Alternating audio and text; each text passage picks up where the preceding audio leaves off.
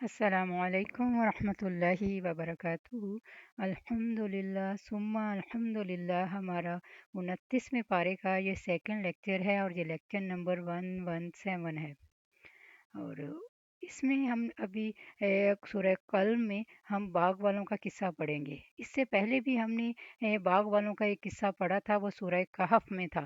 اگر ہم دونوں کو دیکھیں، دونوں کو کا جائزہ لیں کہ سورہ کہف والوں کا باغ کیوں برباد ہوا تھا اور سورہ قلم والوں کا باغ کیوں برباد ہوا تھا، تو اس سلسلے میں ہمیں بہت ہی اپنے لیے اہم سبق ملتا ہے کہ سورہ کہف میں جو باغ والے تھے، انہوں نے اس نے تکبر کیا تھا کہ یہ میرا مال اور باغ جو ہے نا، یہ کبھی ختم نہیں ہوگا اور یہ اللہ تعالیٰ کا مجھ پر خاص کرم ہے۔ تو اس میں اس کی وجہ تکبر تھی۔ اور اس میں اگر ہم دیکھتے ہیں کہ سورہ قلم میں جو ان کا باغ ختم ہوا تھا، تو اس کی بڑی وجہ ان کا بخل تھا کہ انہوں نے سوچا تھا کہ ہمارے والدین تو ایسے ہی سارا دوسروں کو دے کے آ جاتے تھے، ہم تو اس میں سے کسی کو کوئی حصہ نہیں دیں گے، یعنی ان کے دل میں تنگی آ گئی تھی۔ اصل میں ان دونوں باغ والوں کے ان واقعات سے ہمارے لیے بہت سارے سبق ہیں۔ اس لیے کہ آج کل ہم اکثر چھوٹی چھوٹی باتوں پہ کہہ دیتے ہیں کہ فلاں کی نظر لگ گئی ہے، فلاں نے جادو کر دیا ہے۔ اصل میں سوچنے کی چیز یہ ہوتی ہے کہ ہم خود دیکھیں کہ ہمارا اپنا طرز عمل کیا تھا۔ کیا اب اللہ تعالیٰ کی نعمت کا ذکر کرتے ہوئے ہم نے اس پر شکر ادا کیا تھا، یا تکبر کیا تھا کہ یہ میری اپنی ہی یہ اہلیت کی وجہ سے مجھے مل گیا ہے؟ اور اسی طرح ہمیں یہ بھی سوچنے کی ضرورت ہے کہ کیا کسی نعمت کو پانے کے بعد میں اس میں بخل تو نہیں کرتا کہ میں اس میں کسی کو کچھ نہیں دوں گا، یہ سب میرے اپنے لیے ہے اور میں اسے اپنے طریقے سے استعمال کروں گا۔ تو یہ ان سے بہت خوبصورت لیسن ہمیں اپنی زندگی کے لیے ملتے ہیں۔ اور یہ تکبر کرنا یا بخل کرنا، یہ ہمارے نفس امارہ میں ہے اور یہ تقریباً ہر انسان کے اندر ہوتا ہے۔ لیکن اگر ہمارے دلوں میں اللہ کا ڈر یا اللہ کی محبت آ جائے تو ہم اس کو کم سے کم یا کر سکتے ہیں۔ تو اس لیے قرآن پاک کو پڑھنے اور سمجھنے کے لیے کوشش اسی لیے کی جا رہی ہے تاکہ ہم اپنے اللہ تعالیٰ کی رضا کی چیزوں کو جان سکیں اور اپنی کمیوں کوتاہیوں کو کم کر سکیں اور اپنے دل کی بیماریوں کا علاج کر سکیں۔ تو امید کرتی ہوں کہ بہنیں اس قصے کو توجہ سے سنیں گی اور اس سے اپنے لیے بھی لیسن لیں گی انشاءاللہ۔ جزاک اللہ خیر۔ نحمده ونصلي على رسوله الكريم، اما بعد، فاعوذ باللہ من الشیطان الرجیم، بسم اللہ الرحمن الرحیم، ربی اشرح لی صدری ویسر لی امری واحلل عقدۃ من لسانی یفقہوا قولی واجعل لی وزیرا من اہلی، رب زدنی علما، رب زدنی علما، اللہم فقہنا فی الدین، اللہم فقہنا فی الدین، آمین ثم آمین۔ ہم نے انہیں ایسے ہی آزمایا ہے جیسے باغ والوں کو آزمایا تھا، یعنی اہل مکہ کی آزمائش، جب انہوں نے قسمیں کھائیں کہ وہ صبح و دم ہی باغ کا پھل توڑ لیں گے۔ یہ واقعہ ہے ایک نیک انسان کی اولاد کا کہ جو خود نیک تھا، خدا ترس تھا، اور اپنی زندگی میں جو بھی اس کے باغ کی آمدنی ہوتی تھی اس میں سے غریب اور مسکینوں کا ایک بڑا حصہ نکالتا تھا۔ لیکن جب وہ فوت ہو گیا تو بچوں نے کہا کہ ہمارا باپ تو بہت ناسمجھ تھا اور وہ مال جو ہے وہ اوروں میں بانٹ دیتا تھا، ہمارے تو اپنے خرچے پورے نہیں ہوتے، اس لیے ہم مسکینوں سے چھپ کے راتوں رات اپنے باغ کا پھل توڑ لیں گے تاکہ ہمیں کسی کو ایک دانہ بھی دینا نہ پڑے۔ اور وہ کوئی استثناء نہیں کر رہے تھے۔ پھر آپ کے رب کی طرف سے ایک آفت اس باغ پر پھر گئی جبکہ وہ ابھی سوئے ہوئے تھے، اور باغ یوں ہو گیا جیسے کٹی ہوئی کھیتی ہو۔ وہ صبح دم ایک دوسرے کو پکارنے لگے کہ اگر تمہیں پھل توڑنا ہے تو سویرے سویرے اپنی کھیتی کی طرف نکل چلو۔ پھر وہ چل کھڑے ہوئے اور آپس میں چپکے کہہ رہے تھے، آج کوئی مسکین تمہارے پاس نہیں آئے گا۔ اور وہ صبح سویرے ہی لپکتے ہوئے وہاں جا پہنچے جیسے کہ وہ پھل توڑنے کی پوری قدرت رکھتے ہوں۔ پھر جب انہوں نے باغ کی طرف دیکھا تو کہنے لگے، یقیناً ہم تو راستہ بھول گئے۔ پھر غور سے دیکھا تو کہنے لگے، بلکہ ہمارے تو نصیب ہی پھوٹ گئے۔ یہ کیا ہوا؟ سارا باغ ہی جل گیا۔ ان میں سے بہتر نے کہا، یعنی جو ذرا سمجھدار تھا، میں نے تمہیں کہا نہ تھا کہ تم تسبیح کیوں نہیں کرتے؟ وہ فوراً کہنے لگے، سبحان ربنا انا کننا ظالمین، پاک ہے ہمارا رب، ہم ہی ظالم تھے۔ فاقبل بعضهم على بعض يتلاومون، پھر وہ ایک دوسرے کی طرف متوجہ ہو کر آپس میں ملامت کرنے لگے، بولے ہائے افسوس، ہم بھی سرکش ہو گئے تھے۔ کچھ بعید نہیں ہمارا رب ہمیں اس کے بدلے میں اس سے اچھا باغ عطا فرمائے. ہم اپنے رب کی طرف راغب ہوتے ہیں. ایسا ہوتا ہے عذاب، اور آخرت کا عذاب تو اس سے بھی بڑا ہے. کاش یہ لوگ جان لیتے. اس واقعے میں دو بڑے اہم سبق ہیں سیکھنے کے. ایک یہ کہ بری نیت رکھنے سے بھی انسان کو بعض اوقات سزا مل جاتی ہے. یہاں ان کا ارادہ برا تھا، ان کی نیت خراب ہوئی تھی. ابھی انہوں نے کیا کچھ نہیں تھا کہ پھل توڑ کے گھر نہیں لائے تھے، لیکن صرف نیت کی تھی کہ ہم ایسا اور ایسا غلط کام کریں گے. اللہ نے اس بری نیت پر ان کو پکڑ لیا. تو انسان کو اپنی نیت اور خاص طور پر دوسروں کی خیر خواہی کے بارے میں ہمیشہ چوکنا رہنا چاہیے. بعض اوقات انسان اپنے دل میں بدگمانی پال لیتا ہے، بعض اوقات ایسی چیزوں کو جما لیتا ہے جس کی کوئی بنیاد ہی نہیں ہوتی، دوسرے کے بارے میں ایک منفی سوچ پیدا کر کے اسی پر ہی اپنے عمل اور رویے کو قائم کر لیتا ہے. تو اس سے بھی بچنا چاہیے، کیونکہ اس سے بھی زندگی میں مشکلات ہو سکتی. دوسرے آپ کے خلاف اسی طرح کی بدگمانیاں رکھ سکتے ہیں. دوسرا اہم سبق کہ جب ان کے باغ کو نقصان ہوا اور دیکھا انہوں نے تو اپنی غلطی مان گئے. یہ ان کی اچھی خوبی تھی، اور ایک مومن کے اندر یہی خوبی ہونی چاہیے کہ لا الہ الا انت سبحانک، اللہ آپ سے ناراض نہیں، ہم آپ پاک ہیں. ورنہ عموماً جب کوئی نقصان ہوتا ہے تو ہم کیا کہتے ہیں؟ میرے ساتھ یہ کیوں ہوا؟ یعنی دوسرے لفظوں میں نعوذ باللہ اللہ نے میرے ساتھ زیادتی کی. یہاں انہوں نے اللہ تعالیٰ کو بلیم نہیں کیا، کہا سبحان ربنا انا کنا ظالمین. اور پھر اچھی امید، باغ جل کے دوبارہ لگنا اور پھر پھل دینے کے موقع تک پہنچنا ایک لمبا عرصہ چاہتا ہے، لیکن پھر بھی یہ بڑے ہوپ فل رہے اور کہنے لگے ہمیں امید ہے کہ ہمارا رب ہمیں اس سے بہتر بدلے میں دے دے. ہم اپنے رب کی طرف رغبت کرتے ہیں، ہم سے جو قصور ہوا ہے ہم اس کی معافی مانگ لیتے ہیں. ان للمتقین عند ربہم جنات النعیم، پرہیزگاروں کے لیے ان کے رب کے ہاں نعمتوں والی جنتیں ہیں. کیا ہم فرما برداروں کا حال مجرموں کا سا بنا دیں گے؟ تمہیں کیا ہو گیا ہے، یہ تم کیسا حکم لگاتے ہو؟ یا تمہارے پاس کوئی کتاب ہے جس میں تم یہ بات پڑھتے ہو کہ تمہارے لیے آخرت میں وہی کچھ ہوگا جسے تم پسند کرو گے؟ یعنی تم اپنے عمل سے پیچھے کیوں ہو؟ کیا سوچتے ہو کہ تمہارے لیے بخشش کے وعدے ہیں، یا آخرت میں تمہاری مرضی کے مطابق فیصلے کیے جائیں گے؟ یا ہمارے ذمہ تمہارے پاس حلفیہ عہد ہیں، یعنی تم نے اللہ سے کوئی قسم لے رکھی ہے جو قیامت کے دن تک جا پہنچیں گے کہ تمہیں وہاں وہی کچھ ملے گا جو تم فیصلہ کرو گے؟ سلہم، آپ ان سے پوچھئے کہ اس بات کا ضامن کون ہے، کس نے یہ گارنٹی دی ہے کہ قیامت کے دن تمہاری مرضی کے مطابق فیصلہ ہوگا، تمہارے حق میں ہوگا؟ یا ان کے کچھ شریک ہیں، پھر اگر وہ سچے ہیں تو اپنے شریکوں کو لائیں.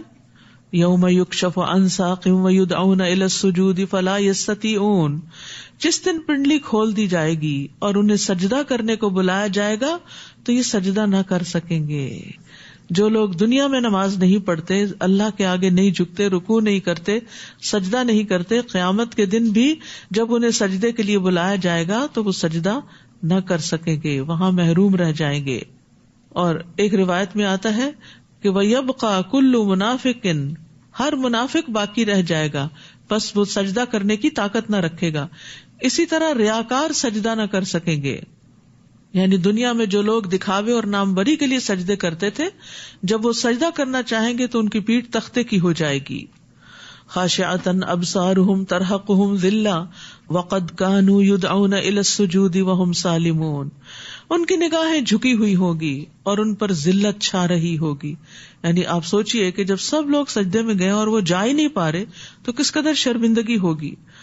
وہ دنیا میں سجدے کی طرف بلائے جاتے تھے اور اس وقت وہ صحیح سالم تھے، تو پھر بھی وہ سجدہ نہیں کرتے تھے. ابراہیم تیمی کہتے ہیں کہ ان کو فرض نماز کی طرف آذان اور تکبیر کے ساتھ بلایا جاتا تھا. سعید بن جبیر کہتے ہیں کہ وہ حی علی الفلاح سنتے تھے لیکن اس پر جواب نہیں دیتے تھے، یعنی نماز کی طرف نہیں آتے تھے. تو اللہ ہمیں اور ہمارے سب عزیزوں، دوستوں، رشتہ داروں کو نماز کا پابند کر دے. رب اجعلنی مقیم الصلاۃ ومن ذریتی ربنا وتقبل دعاء ربنا اغفر لی ولوالدی وللمؤمنین یوم یقوم الحساب. اس رمضان میں خاص طور پر اپنے ان تمام رشتہ داروں کے لیے دعا کریں جن کے بارے میں آپ کو پتا ہے کہ وہ نماز نہیں پڑھتے. آپ دیکھیے کتنا بھیانک انجام ہونے والا ہے بے نمازوں کا، اور کتنی ذلت اور رسوائی اور عذاب ہے اور کتنی شرمندگی ہوگی ان کے لیے قیامت کے دن. تو اس لیے اللہ سے دعا کریں کہ ان کے دل نرم ہو جائیں اور وہ اس کی اہمیت کو سمجھے. لہٰذا جو شخص اس کلام کو جھٹلاتا ہے اس کا معاملہ مجھ پر چھوڑ دو، ہم انہیں بتدریج تباہی کی طرف یوں لے جائیں گے کہ انہیں خبر بھی نہ ہوگی. وہ کس طرح؟ استدراج کا لفظ یہاں پر آیا ہے. استدراج ہوتا ہے کہ ہم ان پر نعمتوں کی فراوانی کریں گے اور وہ نعمتوں پر شکر ادا نہیں کریں گے. حسن کہتے ہیں کتنے ہی لوگ ہیں جن پر احسان کر کے ان کو ڈھیل دی گئی پھر ان کو پکڑ لیا گیا. کتنے ہی لوگ ایسے ہیں جن کو تعریف کر کے فتنے میں ڈالا گیا.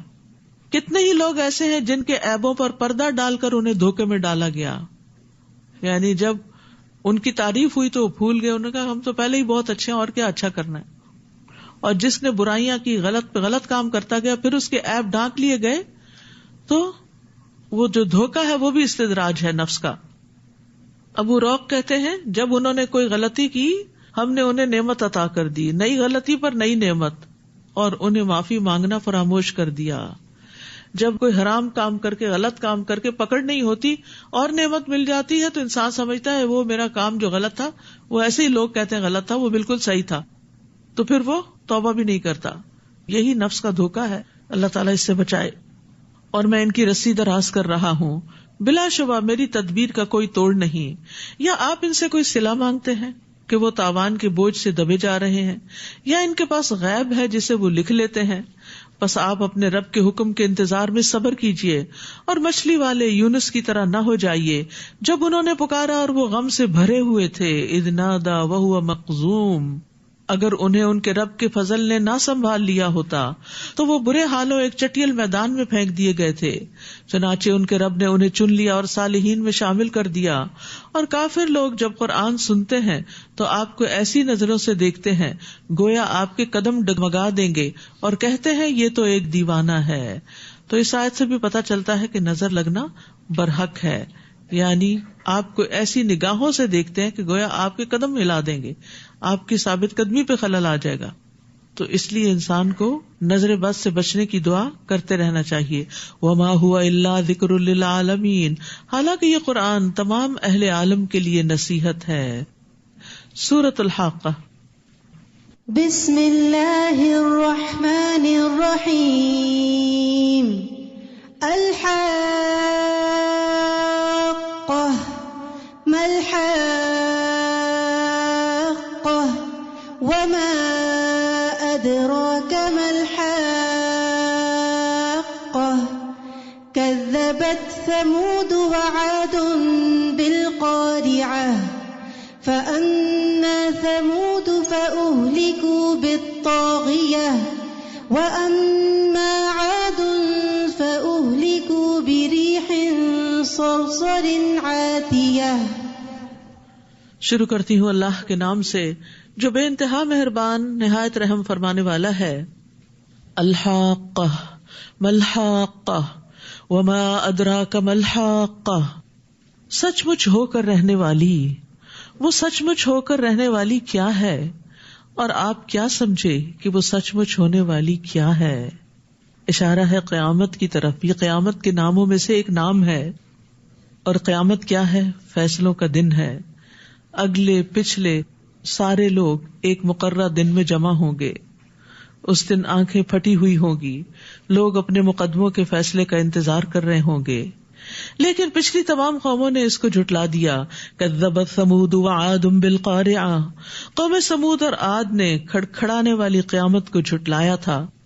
ثمود تو ایک ہیبتناک چیخ سے ہلاک کیے گئے، رہے عاد تو وہ سناٹے کی سخت آندھی سے ہلاک کیے گئے. اللہ تعالیٰ نے اس آندھی کو ان پر متواتر 7 راتیں اور 8 دن مسلط کیے رکھا. ٹھنڈی یخ تیز ہوا کہ جو رکنے کا نام ہی نہیں لیتی تھی، ایک ہفتے کے بعد رکی جا کر. آپ وہاں ہوتے تو دیکھتے کہ وہ لوگ وہاں یوں چت گرے پڑے ہیں جیسے کھجور کے کھوکھلے تنے ہوں، یعنی ایسے پچھاڑ پچھاڑ کے گرائے گئے تھے لوگ. ہوا نے اٹھا اٹھا کے ان کو پٹخا کے مارا جس سے ان کی کھوپڑیاں پھٹ گئیں اور وہ مر گئے. کیا آپ ان میں سے کوئی بھی باقی بچا دیکھتے ہیں؟ اور فرعون اور جو لوگ اس سے پہلے تھے اور جو الٹائی ہوئی بستیوں میں رہتے تھے، سب گناہ کے کام کرتے تھے. ان سب نے اپنے رب کے رسول کی نافرمانی کی تو اللہ نے بھی انہیں بڑی سختی سے پکڑا. جب پانی کا طوفان حد سے بڑھا تو ہم نے ہی تمہیں کشتی میں سوار کر دیا تھا تاکہ ہم اسے تمہارے لیے ایک یادگار بنا دیں اور یاد رکھنے والے کان اس کی یاد کو محفوظ رکھیں. کان علم کا دروازہ ہے. جس طرح دل کی صفت ہے نا کہ وہ معلومات کو اپنے اندر محفوظ کر لیتا ہے، تو اسی طرح کانوں کو بھی اس صفت سے متصف کیا گیا ہے. اذن واعیہ، قلب واعن عربی میں کہا جاتا ہے قلب واعن و اذن واعیہ، یاد رکھنے والا دل اور یاد رکھنے والا کان، کیونکہ کان کا براہ راست تعلق دل کے ساتھ ہے. علم کان کے ذریعے دل تک پہنچتا ہے اور یہ اس کا نمائندہ ہے جو اس تک اس کو پہنچاتا ہے، اور زبان پھر دل کی نمائندگی کرتی ہے. منہ سے انسان پھر وہ بولتا ہے جو ہمارے دل کے اندر ہوتا ہے. تو اگر آپ کان سے اچھی باتیں اندر لے جاتے ہیں تو زبان سے اچھی باتیں نکالتے ہیں. ان پٹ اور آؤٹ پٹ جو ڈالیں گے وہی نکلے گا. تو اس کے لیے بڑا ضروری ہے کہ انسان اپنی کمپنی کو اچھا رکھے. ایسے لوگوں کے بیچ میں نہ بیٹھے یا کم سے کم بیٹھے جو غیبت، چغلی اور دوسروں کی برائیاں کرتے رہتے ہیں، کیونکہ اس سے آپ کے دل بھی ان کے بارے میں برے ہوں گے اور دل میں پھر برے خیالات جائیں گے، اور جہاں آپ کو موقع ملے گا وہ آپ کی پچھلی معلومات آپ کے منہ سے پھر غیبت بن کے نکلیں گی. فَإِذَا نُفِخَ فِي الصُّورِ نَفْخَةٌ وَاحِدَةٌ، پھر جب سور میں ایک دفعہ پھونک مار دی جائے گی اور زمین اور پہاڑوں کو اٹھا کر ایک ہی چوٹ میں ریزہ ریزہ کر دیا جائے گا. فَيَوْمَئِذٍ وَقَعَتِ الْوَاقِعَةُ، تو اس دن ہونے والا واقعہ پیش آ جائے گا اور آسمان پھٹ جائے گا اور اس دن اس کی بندش ڈھیلی پڑ جائے گی اور فرشتے اس کے کناروں پر ہوں گے، اور اس دن 8 فرشتے آپ کے رب کے عرش کو اپنے اوپر اٹھائے ہوئے ہوں گے. حاملین عرش کی تعداد یہاں پر 8 بتائی گئی ہے. بہت قوی ہے، یعنی کہ فرشتوں میں سے بھی بہت ہیوج جائنٹ فرشتے ہیں، لیکن ان کے بارے میں آتا ہے کہ وہ آپس میں ایک دوسرے کو اچھی اور نرم آواز کے ساتھ جواب دیتے ہیں. یعنی جب آپس میں بات کرتے ہیں تو نرمی سے بات کرتے ہیں. سبحان اللہ. یہ ہوتا ہے اخلاق کہ آپ کو اللہ سبحانہ وتعالیٰ جتنی بھی بلندی دے دے، جتنا بھی بڑا کام لے، عرش کو اٹھانا کوئی معمولی کام ہے؟ ہم تو سوچ بھی نہیں سکتے. تو اللہ نے ان کو اتنی اہم، اتنی بہترین، اتنی خوبصورت ڈیوٹی پر جما رکھا ہے، لیکن اس کے باوجود وہ اتنے ہمبل ہیں. وہ کہتے ہیں کہ اللہ تیری عبادت کا حق ادا نہ ہوا. 4 کہتے ہیں سبحانک و بحمدک علی حلمک بعد علمک، اور 4 کہتے ہیں سبحانک و بحمدک علی عفوک بعد قدرتک. پاک ہے تو اور اس بات پر تیری حمد کہ تو اپنے قادر ہونے کے بعد درگزر سے کام لیتا ہے.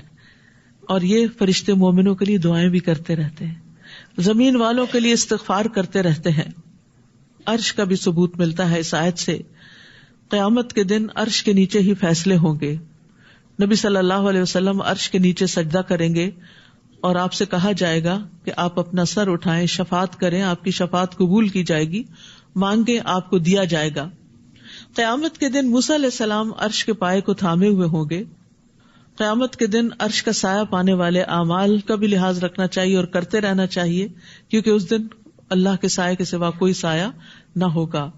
اور 7 لوگ جن کا ذکر بار بار کیا جا چکا ہے وہ آپ دہرا لیجئے، لیکن ایک اہم بات مزید یاد رکھیے کہ کسی تنگ دست کو مہلت دینا، یعنی جو شخص اپنے مقروض کو مہلت دیتا ہے یا معاف کر دیتا ہے وہ قیامت کے دن عرش کے سائے میں ہوگا. یعنی اس کا بدلہ اللہ تعالیٰ اس کو اتنے بہترین طریقے سے دیں گے. کیونکہ بعض اوقات کوئی قرض لے لیتا اور ہمیں پتہ بھی ہوتا وہ ضرورت مند ہے، وہ نہیں ادا کر پاتا، لیکن ہم اس کو چھوڑتے نہیں، معاف نہیں کرتے. ہاں یہ الگ بات ہے کہ کوئی جان بوجھ کے آپ کو نہ دے تو وہ اور بات ہے، لیکن یہاں تنگ دست کی بات ہوئی. ٹھیک ہے. اس دن تم اللہ کے حضور پیش کیے جاؤ گے اور تمہارا کوئی راز چھپا نہ رہے گا. دنیا کے سارے سیکرٹس اوپن ہو جائیں گے، کچھ بھی نہیں چھپا سکو گے. تو جو کام انسان چھپ چھپ کے دنیا میں کرتا ہے، دوسروں سے بچ بچ کے، چوری چوری، وہ سب سامنے آ جائے گا. فَأَمَّا مَنْ أُوتِيَ كِتَابَهُ بِيَمِينِهِ فَيَقُولُ هَاؤُمُ اقْرَءُوا كِتَابِيَهْ، پھر جس شخص کو اس کا نامہ اعمال اس کے دائیں ہاتھ میں دیا جائے گا وہ کہے گا یہ لو میرا اعمال نامہ پڑھ لو. یعنی کچھ لوگ ہوں گے جو چھپا کے غلط کام کر رہے ہیں، ان کا بھی سامنے آ جائے گا، اور جنہوں نے نیک کام کیے ہوں گے وہ تو خود نکال کے دکھا دیں گے، کیونکہ انہوں نے اکیلے میں، تنہائی میں، سب کے سامنے اچھا ہی کیا تھا.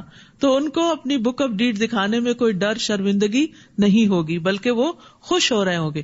خوشی کا ایک جیسچر ہوگا کہ ہاں مقرؤ کتابی، آؤ میری کتاب پڑھو. ہمیں سوچنا چاہیے کیا آج ہم اپنے اعمال نامے کے بارے میں یہ کہہ سکتے ہیں کہ کسی کو کہیں یہ لو پڑھو میری کتاب؟ صرف ایک دن کے سارے کام لکھ کے کسی کے سامنے رکھیں. کیا کوالٹی ہے ان کی، اور کن کاموں میں ہم لگے ہوئے ہیں، اور ہماری باتیں کیا ہیں. خاص طور پر وہ باتیں جو ہم اپنے کلوز گھر والوں سے کرتے ہیں، فیملی ممبر سے کرتے ہیں، جو ہمارے دل کے خیالات ہوتے ہیں، کیا ہم ان کو دوسروں کے سامنے رکھ سکتے ہیں؟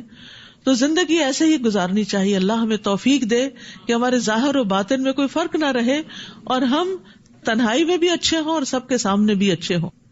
مومن کہے گا انی ظننت انی ملاق حسابیا، مجھے یقین تھا کہ مجھے اپنا حساب ملنے والا ہے، مجھے یقین تھا یہ نامہ اعمال سامنے آنے والا ہے.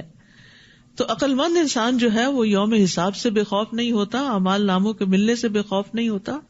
اور جیسے جیسے انسان کے اندر ایمان بڑھتا ہے، اس کا مرتبہ بلند ہوتا ہے، اسے اپنے نفس کی کوتاہیاں بہت محسوس ہونے لگتی، اس کو اپنی غلطیاں بہت نظر آنے لگتی ہیں. تو عقل مند کے لیے تو اتنا خوف بھی کافی ہے جو اس کو عمل پہ آمادہ کر دے، اپنی اصلاح پہ آمادہ کر دے. فَهُوَ فِي عِيشَةٍ رَاضِيَةٍ فِي جَنَّةٍ عَالِيَةٍ، پس وہ دل پسند عیش میں ہوگا، عالی مقام جنت میں ہوگا، جس کے پھلوں کے گچھے جھک رہے ہوں گے. انہیں کہا جائے گا گزشتہ ایام میں جو عمل تم کر چکے ہو اس کے بدلے اب مزے سے کھاؤ پیو، جو تم کر چکے ہو اس کے بدلے میں. تو اپنے ہی اعمال ہوں گے جو وہاں پر نعمتوں کی شکل میں سامنے آئیں گے. مگر جسے نامہ اعمال اس کے بائیں ہاتھ میں دیا جائے گا وہ کہے گا کاش مجھے میرا نامہ اعمال دیا ہی نہ جاتا، اور مجھے یہ معلوم ہی نہ ہوتا کہ میرا حساب کیا ہے. کاش موت ہی فیصلہ چکا دیتی، میرا مال بھی میرے کسی کام نہ آیا. میں ساری زندگی مال کے پیچھے بھاگتا رہا، آج میرا مال میرے کام نہیں آیا، اور میری حکومت بھی برباد ہو گئی. حکم ہوگا اسے پکڑ لو اور گردن میں توق پہنا دو. یعنی دنیا کی وہ ساری جاہ اور منصب اور وہ تمام چیزیں، عہدے اور نام اور بڑی بڑی شخصیتیں وہاں کسی کام نہیں آئیں گی. پھر اسے جہنم میں جھونک دو، پھر اسے 70 گز لمبی زنجیر میں جکڑ دو. استغفر اللہ. یعنی جہنم کی آگ اور اوپر سے زنجیروں میں باندھا ہوا انسان کے ہل بھی نہ سکے. اب دیکھیے کہ کبھی آپ کو ہاسپٹل میں کوئی تھوڑا ٹائم گزارنے کا موقع ملا ہو، یا جیسے بچوں کی ڈیلیوری کے بعد کہتے ہیں کہ ابھی زیادہ ادھر ادھر نہ لیا، تو آپ دیکھیں کہ چند گھنٹے بھی صرف ایک پوزیشن پہ لیٹنا پڑے تو ایسا لگتا ہے جیسے کسی نے باندھ دیا ہے، جکڑ دیا ہے. اور انسان کہتا ہے جلد مجھ سے یہ پابندی ختم ہو کہ میں اپنی سائڈ بدلوں. تو کہاں وہ جہنم میں زنجیروں سے بندھے ہوئے، اور وہ بھی آگ کے اندر. اللہ تعالیٰ ہم سب کو محفوظ رکھے. قصور کیا تھا؟ اب غلطیاں دیکھیے. انہ کان لا یؤمن باللہ العظیم. نمبر 1، یہ اللہ بزرگ و برتر پر ایمان نہیں لاتا تھا، تو ایک تو کافر کی سزا ہو گئی جو مانتا ہی نہیں. دوسرے، ولا یحض علی طعام المسکین، اور مسکین کو کھانا کھلانے کی ترغیب نہیں دیتا تھا. تو ایمان اور کھانا کھلانے کے درمیان ایک تعلق ہے. ابو درداء اپنی بیوی کو مساکین کی وجہ سے زیادہ شوربہ بنانے کی ترغیب دیتے تھے. وہ کہتے تھے ہم نے ایمان لا کر آدھی زنجیر اتار پھینکی ہے، کیا ہم باقی کی آدھی بھی نہ اتار پھینکیں؟ یعنی ضرورت مندوں کو کھانا کھلا کر. وہ مومن نہیں جو خود پیٹ بھر کے کھائے اور اس کا ہمسایہ بھوکا رہے. ام بجید کہتی ہیں ایک مرتبہ میں نے عرض کیا یا رسول اللہ کی قسم بعض اوقات کوئی مسکین میرے دروازے پہ آ کے کھڑا ہو جاتا ہے اور مجھے شرم آتی ہے کہ میرے گھر میں میرے پاس کچھ بھی نہیں جو میں اسے دے سکوں. تو رسول اللہ صلی اللہ علیہ وسلم نے فرمایا اس کے ہاتھ پہ کچھ نہ کچھ ضرور رکھ دو، اگرچہ جلا ہوا کھر ہی کیوں نہ. یعنی جو تم نے اتار کے کاٹ کے رکھ دیا کہ یہ نہیں کھانے کا، وہی رکھ دو. کیونکہ بعض اوقات آپ نے دیکھا ہوگا کہ غریب مسکین جو ہے وہ کوڑے کے ڈھیروں میں سے بچے کچھ کھانے میں سے کھا رہے ہوتے ہیں اٹھا کے، کیونکہ بھوک ان کو مجبور کر دیتی ہے، مردار تک کھانے کو تیار ہو جاتے ہیں. نبی صلی اللہ علیہ وسلم نے فرمایا بے شک یہ مال و دولت بھی ایک خوشگوار سبزہ ہے. یعنی جیسے گرینری سے انسان کا دل خوش ہوتا ہے، مال و دولت پا کر بھی انسان خوش ہوتا ہے. اور مسلمان کا وہ مال کتنا عمدہ ہے جس سے وہ مسکین، یتیم اور مسافر کو دے. مسکین پہ دروازہ بند کرنے پر اللہ کی رحمت کا دروازہ بند ہوتا ہے. ابو شماخ ازدی اپنے چچا کے بیٹے سے روایت کرتے ہیں جو اصحاب النبی صلی اللہ علیہ وسلم میں سے تھے کہ وہ معاویہ کے پاس داخل ہوئے، پھر کہا میں نے رسول اللہ صلی اللہ علیہ وسلم کو فرماتے ہوئے سنا جو مسلمانوں کے امور کا ذمہ دار بنے، پھر وہ اپنا دروازہ مسکینوں، مظلوموں اور ضرورت مندوں کے سامنے بند کر لے، تو اللہ تبارک و تعالیٰ بھی اپنی رحمت کے دروازے اس کی ضرورت اور اس کے فقر کے سامنے بند کر دے گا، خاص طور پر مجبوری کی حالت میں جب وہ سب سے زیادہ اس کا ضرورت مند ہوگا۔ تو اگر ہم چاہتے ہیں کہ ہمارے لیے رحمت کے دروازے کھلیں تو ہمیں اپنے دل، اپنے دروازے خیر کے کاموں کے لیے کھول دینے چاہیے۔ لہٰذا آج اس کا کوئی غم خوار دوست نہ ہوگا، کیونکہ خود غرض لوگوں کا کوئی دوست نہیں ہوتا، وہ صرف اپنے مزوں میں جیتے ہیں، صرف اپنا فائدہ سوچتے ہیں، وہ دوسروں کے لیے کچھ نہیں کرتے، لہٰذا ان کو بھی کوئی کام نہیں آئے گا، اور زخموں کے دھوون کے سوا اسے کچھ کھانے کو بھی نہیں ملے گا۔ استغفر اللہ۔ اور پھر اس کا ایک قصور کیا تھا، وَكُنَّا نَخُوضُ مَعَ الْخَائِضِينَ، کہ ہم بحثیں کرنے والوں کے ساتھ مل کے بحثیں کیا کرتے تھے۔ لا يأكله الا الخاطئون، جسے گناہگاروں کے سوا کوئی نہیں کھاتا۔ فلا اقسم بما تبصرون، پس میں ان چیزوں کی بھی قسم کھاتا ہوں جو تم دیکھتے ہو، اور ان کی بھی جو تم نہیں دیکھتے۔ کتنی چیزیں زمین پر ہیں جنہیں ہم نہیں دیکھتے، زمین کی تہوں میں ہیں، پہاڑوں کے اندر خزانے ہیں، سمندر کی تہ میں خزانے ہیں، ہم نہیں دیکھتے، اللہ ان کو دیکھتا ہے، اللہ جانتا ہے اس نے کیا کچھ پیدا کیا ہے، اور آسمانوں کی تو کوئی بھی چیز سوائے ستاروں کے آگے ہمیں نظر نہیں آتی۔ اتنی بڑی بڑی چیزوں کی قسم کھا کے اللہ تعالیٰ فرماتے ہیں انہ لقول رسول کریم، بے شک یہ قرآن ایک معزز رسول کی زبان سے نکلا ہے، یہ کسی شاعر کا قول نہیں مگر تم کم ہی ایمان لاتے ہو، اور نہ ہی یہ کسی کاہن کا قول ہے